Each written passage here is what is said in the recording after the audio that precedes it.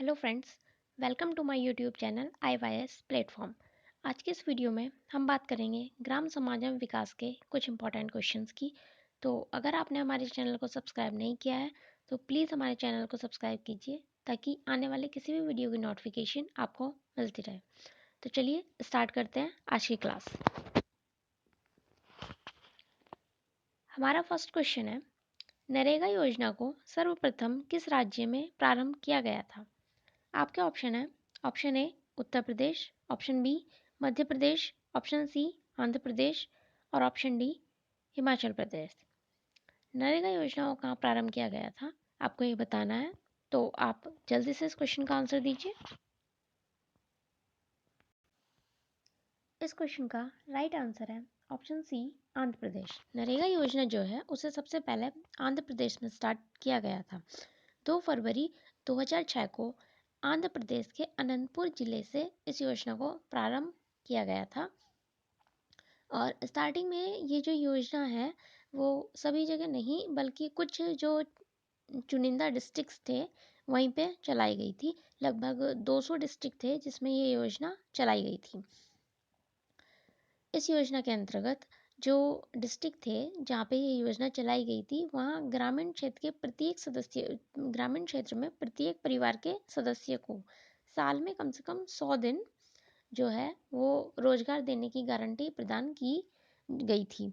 यानी कि कोई भी व्यक्ति जो नरेगा में अप्लाई करता है उसे एक साल में लगभग 100 दिनों का रोजगार प्रदान किया जाता था। 2009 में इस योजना का नाम बदल करके नरेगा से मनरेगा कर दिया गया। अच्छा, नरेगा की फुल फॉर्म क्या होती है? नरेगा की फुल फॉर्म होती है राष्ट्रीय रोजगार गारंटी योजना। बाद में 2009 में जब इसका नाम बदल दिया तो इसका नाम हो गया महात्मा गांधी राष्ट्रीय ग्रामीण रोजगार गारंटी योजना। तो इस क्वेश्चन का जो राइट आंसर था वो था ऑप्शन सी आंध्र प्रदेश। चलिए नेक्स्ट क्वेश्चन देखते हैं। नेक्स्ट क्वेश्चन है, अन्नपूर्णा योजना कब शुरू की गई?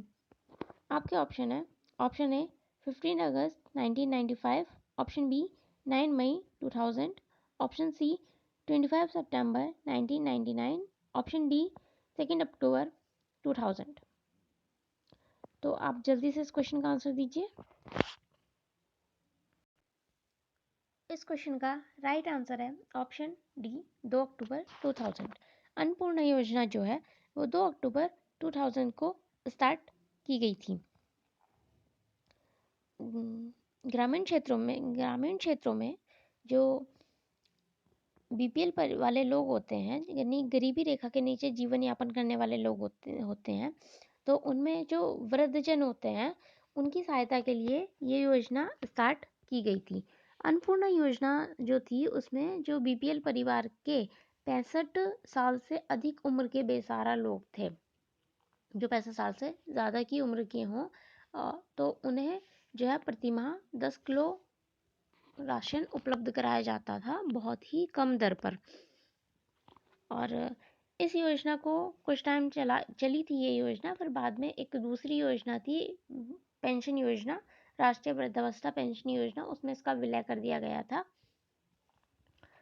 तो ऐसा क्वेश्चन का जो राइट आंसर था वो था ऑप्शन डी। चलिए नेक्स्ट क्वेश्चन देखते हैं। नेक्स्ट क्वेश्चन है, हरियाली योजना किससे संबंधित है? आपके ऑप्शन है, ऑप्शन ए वन संरक्षण, ऑप्शन बी जल संरक्षण, ऑप्शन सी औषधि संरक्षण एंड ऑप्शन डी तालाबों का संरक्षण। तो आप जल्दी से इस क्वेश्चन का आंसर दीजिए। इस क्वेश्चन का राइट आंसर है ऑप्शन बी जल संरक्षण। जल संरक्षण नहीं, जल संग्रहण।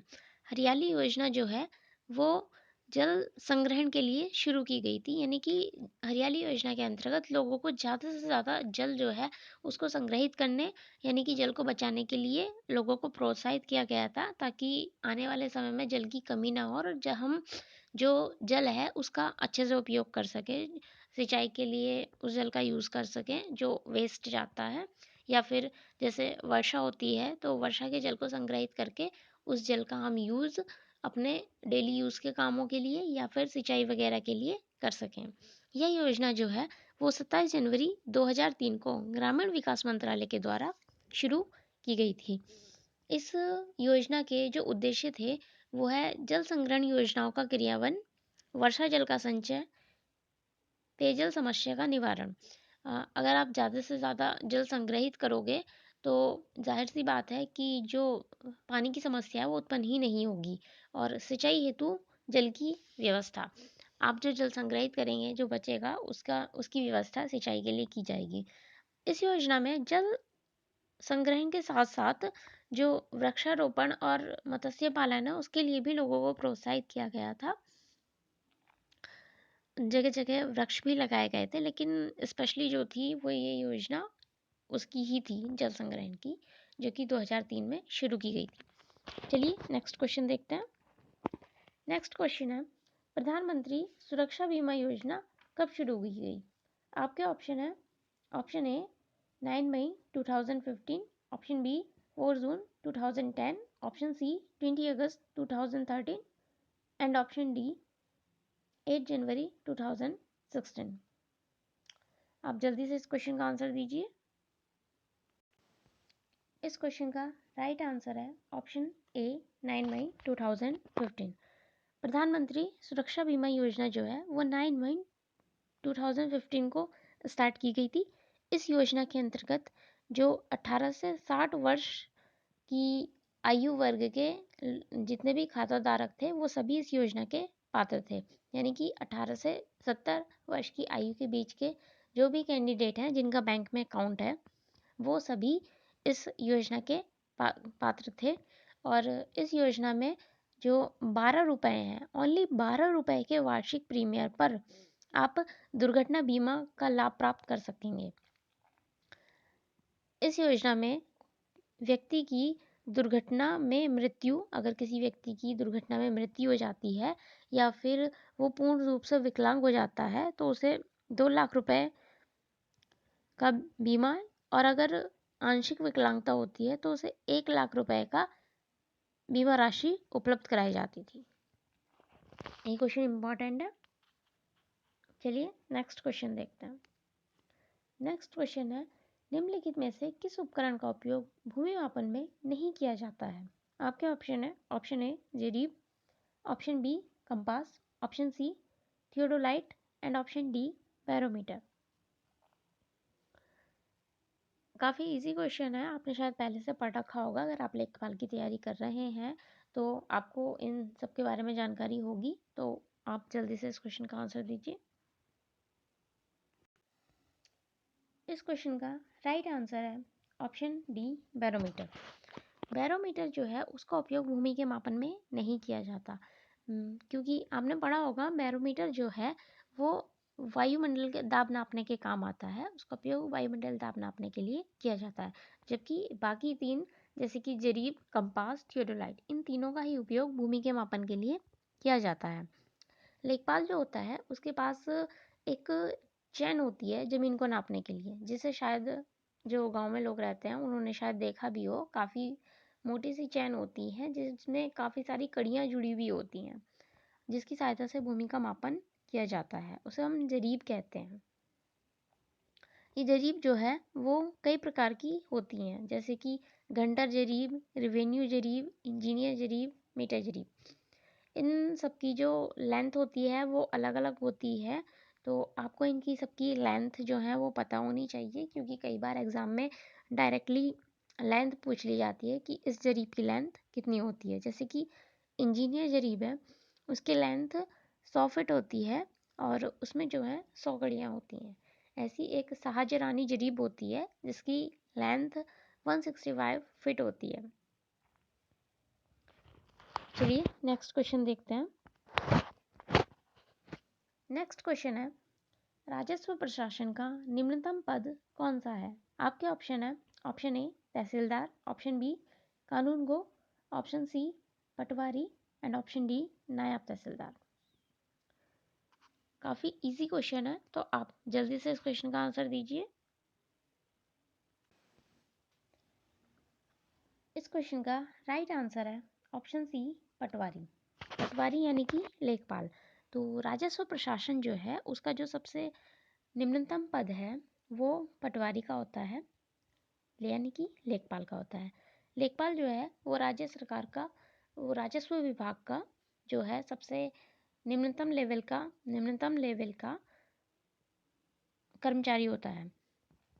इसके ऊपर जो है वो होता है कानून गो, जिसे हम राजस्व निरीक्षक के नाम से भी जानते हैं। कानून गो जो होता है उसके ऊपर, उससे जस्ट ऊपर जो होता है वो नायब तहसीलदार होता है, और नायब तहसीलदार के ऊपर तहसीलदार होता है। तहसीलदार से ऊपर जो है उप जिलाधिकारी यानी कि एसडीएम होता है, जिसे कि परगना अधिकारी के नाम से भी जाना जाता है। इसके ऊपर अपर जिलाधिकारी होते हैं और उसके ऊपर जो है जिलाधिकारी होते हैं। जिलाधिकारी जो होता है वो डिस्ट्रिक्ट लेवल पर सबसे बड़ा राजस्व अधिकारी होता है। इसके ऊपर जो है अपर मंडलायुक्त और मंडलायुक्त जो है वो मंडल लेवल पे होते हैं। तो डिस्ट्रिक्ट लेवल पर जो सबसे राजस्व विभाग का सबसे बड़ा अधिकारी होता है वो जिलाधिकारी होता है, और जो सबसे निचला होता है वो लेखपाल होता है। चलिए नेक्स्ट क्वेश्चन देखते हैं। नेक्स्ट क्वेश्चन है, किस व्यवस्था में भूमि पर ग्राम समुदाय का संयुक्त स्वामित्व होता था? आपके ऑप्शन है, option A zamindari, option B mahalwari व्यवस्था, ऑप्शन सी काश्तकारी व्यवस्था एंड ऑप्शन डी रैयतवाड़ी व्यवस्था। ये काफ़ी इंपॉर्टेंट क्वेश्चन है, तो आप जल्दी से इस क्वेश्चन का आंसर दीजिए। इस क्वेश्चन का राइट आंसर है ऑप्शन बी महलवाड़ी व्यवस्था। जो महलवाड़ी व्यवस्था थी उसमें जो भूमि थी उस पर ग्राम समुदाय का संयुक्त स्वामित्व होता था, यानी कि गांव की जितनी भी भूमि होती थी वो किसी अलग अलग पर्टिकुलर व्यक्ति की नहीं होके पूरी भूमि एक गांव की भूमि समझी जाती थी और उस पर संयुक्त रूप से मिलके जो है खेती की जाती थी। ऐसा नहीं होता जैसे आज के टाइम में क्या होता है, सबकी अपनी अपनी ज़मीन डिवाइड होती है कि ये इसकी ज़मीन है और ये इसकी है, ये इसकी है। उस टाइम पे क्या होता था कि सारी ज़मीन एक जगह मानी जाती थी और उस पर मिलके संयुक्त रूप से खेती की जाती थी। और यह व्यवस्था जो है वो 1888 में, यानी कि महलवाड़ी व्यवस्था जो है 1888 में हॉल्ट मैकेंजी द्वारा चलाई गई थी। और ये व्यवस्था भारत की कुल 30% भूमि पर लागू की गई थी। अच्छा, महलवाड़ी व्यवस्था में जो महल टर्म है इसका क्या अर्थ होता है, ये मैंने आपको पहले बताया भी है। तो अगर आपने हमारी पुरानी वीडियोस नहीं देखी हैं तो आप पुरानी वीडियोस को देखिए, उसमें मैंने आपको बताया हुआ है कि महल जो है उसका क्या अर्थ होता है। महल का जो अर्थ होता है वो होता है गांव। तो ये क्योंकि इस व्यवस्था में पूरे गांव की भूमि पे संयुक्त गांव का स्वामित्व होता था, इस वजह से ही इसका नाम जो है वो महलवाड़ी व्यवस्था पड़ा था। और यहाँ इस व्यवस्था में गांव की जो बंजर भूमि या फिर वृक्ष, कुएं, ये सब जो भी होता था उस सबको गांव की संयुक्त संपत्ति माना जाता था। अगर कोई किसान जो है वो स्व इच्छा से या फिर किसी वजह से अपनी भूमि छोड़ देता था तो वो जो ज़मीन थी वो गांव की संयुक्त ज़मीन हो जाती थी। ऐसा नहीं है कि किसी एक पर्टिकुलर इंसान को मिल जाएगी कि इसके बराबर में जो किसान आ रहा है उसे वो ज़मीन दे दी गई। अगर कोई किसान छोड़ देता था तो वो ज़मीन गांव की हो जाती थी और वो पूरे गांव की मानी जाती थी। चलिए नेक्स्ट क्वेश्चन देखते हैं। नेक्स्ट क्वेश्चन है, 20 सूत्री कार्यक्रम का समन्वय का कार्य किस अनुभाग द्वारा किया जाता है? आपके ऑप्शन है, ऑप्शन ए अनुभाग 5, ऑप्शन बी अनुभाग 8, ऑप्शन सी अनुभाग 10 और ऑप्शन डी अनुभाग 12। आप जल्दी से इस क्वेश्चन का आंसर दीजिए। इस क्वेश्चन का राइट आंसर है ऑप्शन डी अनुभाग 12। 20 सूत्री कार्यक्रम के समन्वय का जो कार्य है वो अनुभाग 12 द्वारा किया जाता है। इसके अलावा अनुभाग 12 द्वारा अधिकतम जोत सीमा आरोपण अधिनियम का क्रियान्वयन भी किया जाता है। और इसके साथ साथ परिवार नियोजन से संबंधित समस्त समन्वय का कार्य, वार्षिक कार्य योजना के समन्वय का कार्य और न्यायिक वादों के समन्वय का कार्य भी अनुभाग 12 द्वारा ही किया जाता है। मैंने आपसे पहले भी कहा था कि जितने भी अनुभाग हैं, 14 अनुभाग हैं, वो कौन सा क्या कार्य करता है, किसके द्वारा क्या क्या कार्य किए जाते हैं, ये सभी आपको अच्छे से याद होने चाहिए, क्योंकि ये इनसे रिलेटेड क्वेश्चन जो हैं वो अक्सर पूछे जाते हैं। तो आप 14 अनुभाग हैं और उनके द्वारा कुछ कुछ कार्य किए जाते हैं, तो वो सब आपको याद करने चाहिए। चलिए नेक्स्ट क्वेश्चन देखते हैं। नेक्स्ट क्वेश्चन है, पंचायती राज दिवस कब मनाया जाता है? आपके ऑप्शन है, ऑप्शन ए 12 मार्च, ऑप्शन बी 24 अप्रैल, ऑप्शन सी 15 अगस्त, ऑप्शन डी 8 सितंबर। ये काफ़ी इजी क्वेश्चन है, आप जल्दी से इस क्वेश्चन का आंसर दीजिए। इस क्वेश्चन का राइट आंसर है ऑप्शन बी 24 अप्रैल। पंचायती राज दिवस जो है वो 24 अप्रैल को मनाया जाता है। जो पंचायतों से संबंधित जो संशोधन था, यानी कि 73 अमेंडमेंट 73वें संविधान संशोधन अधिनियम को 24 अप्रैल 1992 को पारित किया गया था, इसलिए 24 अप्रैल के दिन पंचायती राज दिवस मनाया जाता है। और पंचायती राज जो है उसे सबसे पहले 2 अक्टूबर 1959 को प्रधानमंत्री जवाहरलाल नेहरू द्वारा राजस्थान के नागौर जिले में स्टार्ट किया गया था। सबसे पहले राजस्थान के नागौर जिले में इसे शुरू किया गया था। पंचायती राज व्यवस्था जो है उसे बलवंत राय मेहता समिति की सिफारिश पे जो है शुरू किया गया था। और भारत में जो है त्रिस्तरीय यानी कि 3 टायर वाली जो पंचायती राज व्यवस्था है उसे अपनाया गया है। इसमें जो एक समिति होती है वो एक डिस्ट्रिक्ट लेवल पे होती है, फिर ब्लॉक लेवल पे होती है, और सबसे नीचे जो है वो विलेज लेवल पे होती है। तो पंचायती राज व्यवस्था जो है वो लेखपाल के लिए काफ़ी इम्पोर्टेंट टॉपिक है। इससे काफ़ी क्वेश्चंस आते हैं क्योंकि वो गांव के जो डेवलपमेंट वगैरह है उसके लिए काम करती है, तो इसलिए आपको पंचायती राज के बारे में अच्छे से पता होना चाहिए। चलिए नेक्स्ट क्वेश्चन देखते हैं। नेक्स्ट क्वेश्चन है, कुल संचित क्षेत्रफल में उत्तर प्रदेश का कौन सा स्थान है? आपके ऑप्शन है, ऑप्शन ए पहला, ऑप्शन बी दूसरा, ऑप्शन सी तीसरा एंड ऑप्शन डी चौथा। आप जल्दी से इस क्वेश्चन का आंसर दीजिए। इस क्वेश्चन का राइट आंसर है ऑप्शन ए पहला। कुल संचित क्षेत्रफल के मामले में उत्तर प्रदेश का जो स्थान है वो पहला है। यहाँ पर काफ़ी सारी भूमि जो है, मतलब ज़्यादातर भूमि जो है उस पर सिंचाई की सुविधाएं जो हैं वो उपलब्ध है। हालांकि सिंचाई के साधन जो हैं वो अलग अलग हैं, लेकिन ज़्यादातर एरिया पर सिंचाई की सुविधा उपलब्ध है। उत्तर प्रदेश में जो है सबसे ज़्यादा सिंचाई जो है वो नलकूपों के द्वारा की जाती है, और सेकंड नंबर पे नहरों के द्वारा सिंचाई की जाती है, और इसके बाद जो तालाब हैं, कुएं हैं, उनके द्वारा सिंचाई की जाती है। तमिलनाडु जो है वहाँ पर सबसे ज़्यादा सिंचाई जो है उसके द्वारा कुओं के द्वारा की जाती है। तो अगर आपसे पूछा जाए कि कुओं के द्वारा सबसे अधिक सिंचाई कहाँ की जाती है, तो आपका आंसर होगा तमिलनाडु। और उत्तर प्रदेश जो है वो सिंचाई के मामले में पहले स्थान पर है। तो चलिए नेक्स्ट क्वेश्चन देखते हैं। नेक्स्ट क्वेश्चन है, उत्तर प्रदेश की प्रमुख वाणिज्यिक उपज है? आपके ऑप्शन है, option A jute, option B गन्ना, ऑप्शन सी कपास एंड ऑप्शन डी तिलहन। आप जल्दी से इस क्वेश्चन का आंसर दीजिए। इस क्वेश्चन का राइट आंसर है ऑप्शन बी गन्ना। गन्ना जो है वो उत्तर प्रदेश की एक वाणिज्यिक उपज है और काफ़ी अधिक क्षेत्रफल पर जो है बोई जाती है। आपको पता होगा कि गन्ना उत्पादन में उत्तर प्रदेश जो है वो पहले स्थान पर है। यहाँ पर सबसे ज़्यादा गन्ने का उत्पादन किया जाता है। हाँ, हालांकि उत्तर प्रदेश जो है वहाँ पे और भी फसलें उत्पादित की जाती हैं, जिनमें यूपी जो है पहले नंबर पर है।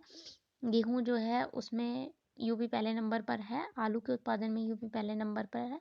चावल जो है वो भी यूपी में काफ़ी अधिक मात्रा में उगाया जाता है, और उस चावल के उत्पादन में यूपी दूसरे नंबर पर है। पहले नंबर पर पश्चिम बंगाल है। इसके अलावा कपास, आम यूपी आम का उत्पादन में यूपी पहले स्थान पर है। लेकिन ये सभी जो फसलें हैं ये खाद्यान्न फसलों के अंतर्गत आती हैं या फिर फलों में काउंट होते हैं। लेकिन जो वाणिज्यिक फसल है उत्तर प्रदेश की वो गन्ना है, और गन्ना जो है वो काफ़ी अधिक मात्रा में होता है। चलिए नेक्स्ट क्वेश्चन देखते हैं। नेक्स्ट क्वेश्चन है, सांसद आदर्श ग्राम योजना कब प्रारंभ की गई? आपके ऑप्शन है, option A 2000, option B 2010, option C 2015 and option D 2014। आप जल्दी से इस क्वेश्चन का आंसर दीजिए। इस क्वेश्चन का राइट आंसर है ऑप्शन डी 2014। सांसद आदर्श ग्राम योजना जो है वो 11 अक्टूबर 2014 को स्टार्ट की गई थी। इस योजना के अंतर्गत जो सांसद हैं उन्हें वर्ष 2016 तक एक गांव और 2019 तक लगभग 3 गांव को जो बुनियादी और संस्थागत ढांचा है उन्हें विकसित करने के लिए आग्रह किया गया था। यानी कि हर एक सांसद को लगभग एक गांव 2016 तक और 2019 तक 3 गांव जो हैं उनमें जो बेसिक फैसिलिटीज़ हैं उनको उपलब्ध कराना था और उनका डेवलपमेंट करना था। यानी कि सिंचाई की सुविधा उपलब्ध होनी चाहिए गांव में, पेयजल अच्छा होना चाहिए और सड़कें जो हैं वो पक्की होनी चाहिए। यानी कि इंफ्रास्ट्रक्चर जो है ठीक करना था और जो गांव के लोगों की ज़रूरतें हैं उन सबको उन्हें प्रोवाइड कराना था। प्रधानमंत्री जी ने इस योजना को स्टार्ट करते वक्त जो है कहा था कि हमारे पास जो है लगभग 800 सांसद हैं और अगर उनमें से प्रत्येक सांसद 2019 तक 3-3 गांव का विकास करता है तो 2019 तक लगभग 2500 गांव जो हैं वो आदर्श गांव बन जाएंगे। यानी कि ऐसे गांव जिसमें सभी फैसिलिटीज़ अवेलेबल होंगी। तो ये एक बड़ी उपलब्धि थी अगर हम ऐसा करने में सक्षम होते हैं। अगर हम 2500 गांव देश के आदर्श गांव बना सकते हैं तो ये जो है और गांव के लिए भी एक जो और गांव होंगे उनके लिए भी एक आदर्श बन सकेंगे। चलिए नेक्स्ट क्वेश्चन देखते हैं। नेक्स्ट क्वेश्चन है प्रधानमंत्री उज्ज्वला योजना को कहाँ से आरंभ किया गया। आपके ऑप्शन है option A Kanpur, option B Lucknow, option C Ballia and option D Jhansi. ये काफ़ी इम्पॉर्टेंट क्वेश्चन है। ये उज्ज्वला योजना ही काफ़ी इम्पॉर्टेंट है तो आप जल्दी से इस क्वेश्चन का आंसर दीजिए। इस क्वेश्चन का राइट आंसर है ऑप्शन सी बलिया। प्रधानमंत्री उज्ज्वला योजना जो है उसे 1 मई 2016 को बलिया उत्तर प्रदेश में प्रारंभ किया गया था। इस योजना के अंतर्गत जो ग्रामीण क्षेत्र में गरीबी रेखा के नीचे जीवन यापन करने वाली महिलाएं थी उन्हें निःशुल्क गैस के कनेक्शन उपलब्ध कराए गए थे और एलपीजी सिलेंडर जो है वो उपलब्ध कराया गया था। आपने देखा होगा कि अभी भी हमारे जो ग्रामीण इलाके हैं वहाँ पे काफ़ी महिलाएं ऐसी हैं जो चूल्हे पे खाना बनाती हैं तो और वो गैस कनेक्शन भी अपने लिए अवेलेबल नहीं करा पाते। कुछ लोग निरक्षरता की वजह से और कुछ लोग धन की कमी की वजह से जो है कनेक्शन अवेलेबल नहीं करा पाते। तो प्रधानमंत्री ने उन महिलाओं की स्थिति को सुधारने के लिए जो है ये योजना शुरू की गई थी। इसके अंतर्गत उन्हें निःशुल्क एलपीजी कनेक्शन और सिलेंडर प्रोवाइड कराया गया था और जो इसकी सब्सिडी थी वो डायरेक्ट सिलेंडर की जो सब्सिडी होती थी वो डायरेक्ट उनके खाते में ट्रांसफ़र की जाती थी। चलिए नेक्स्ट क्वेश्चन देखते हैं। नेक्स्ट क्वेश्चन है सर्वप्रथम भूमि विकास बैंक की स्थापना कहाँ की गई। आपके ऑप्शन है option A Madras, option B Delhi, option C Calcutta and option D Agra. आप जल्दी से इस क्वेश्चन का आंसर दीजिए। इस क्वेश्चन का राइट आंसर है option A Madras. Bhumi Vikas bank की स्थापना जो है वो सबसे पहले मद्रास में की गई थी। भूमि विकास बैंक को भूमि बंधक बैंक के नाम से भी जाना जाता है। भूमि विकास बैंक जो है वो किसानों की वित्तीय आवश्यकताओं की पूर्ति के लिए स्थापित किए गए थे। जैसे कि कोई किसान जो है वो भूमि खरीदना चाहता है या फिर अपनी ज़मीन पर कोई सुधार करना चाहता है या जो उसके पुराने ऋण वगैरह हैं उनका भुगतान करना चाहता है तो उसमें किसानों की सहायता करने के लिए इन भूमि विकास बैंकों की स्थापना की गई थी। प्रारंभ में जो है केवल मद्रास में इसकी स्थापना की गई थी लेकिन बाद में और जगह पर भी इन बैंकों की स्थापना की गई थी ताकि किसान जो हैं वो उन्हें जो है फाइनेंशियल प्रॉब्लम ना रहे। अगर कोई किसान कोई नई ज़मीन खरीदना चाहता है या फिर अपनी ज़मीन में कोई सुधार करना चाहता है यानी कि लैंड से रिलेटेड अगर कोई भी काम जो है किसान करना चाहता है तो उसको जो है लोन जो है इस भूमि विकास बैंक के द्वारा जो है प्रोवाइड कराया जाता था। चलिए नेक्स्ट क्वेश्चन देखते हैं। नेक्स्ट क्वेश्चन है, निम्न भारतीय राज्यों में से किस राज्य में पंचायती राज संस्थान नहीं है? आपके ऑप्शन है, option A Assam, option B Tripura, option C Nagaland and option D Kerala. ये भी इम्पोर्टेंट क्वेश्चन है, तो आप जल्दी से इस क्वेश्चन का आंसर दीजिए। इस क्वेश्चन का राइट आंसर है ऑप्शन सी नागालैंड। नागालैंड जो है वो एक ऐसा राज्य है जहाँ पर पंचायती राज संस्था नहीं है, बाकी जगह पे पंचायती राज संस्थान जो है इनमें से वो है।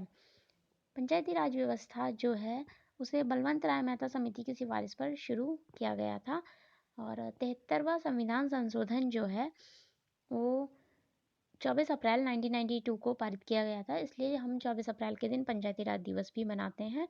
और भारत जो है उसमें त्रिस्तरीय पंचायती राज व्यवस्था को अपनाया है और राजस्थान के नागौर जिले में सबसे पहले पंचायती राज व्यवस्था जो है उसे शुरू किया था पंडित जवाहरलाल नेहरू ने। तो ये इम्पोर्टेंट क्वेश्चन है। चलिए नेक्स्ट क्वेश्चन देखते हैं। नेक्स्ट क्वेश्चन है, निम्नलिखित में से क्या भारतीय कृषि की विशेषता नहीं है? आपके ऑप्शन है, ऑप्शन ए मानसून पर निर्भरता, ऑप्शन बी खाद्यान्न फसलों की प्रमुखता, ऑप्शन सी प्रौद्योगिकी का व्यापक रूप से प्रयोग और ऑप्शन डी अधिकांश जनता की निर्भरता। आपको बताना है कि इनमें से कौन सी भारतीय कृषि की विशेषता नहीं है। इस क्वेश्चन का आंसर आप हमें कमेंट में मैसेज करके बताइएगा। मैंने अपनी पिछली वीडियोस में आपको कि भारतीय कृषि की विशेषताओं के बारे में बता रखा है, तो अगर आपने वो वीडियोस नहीं देखी हैं तो उस वीडियो को देखिए और इस क्वेश्चन का आंसर हमें कमेंट में मैसेज करके बताइए।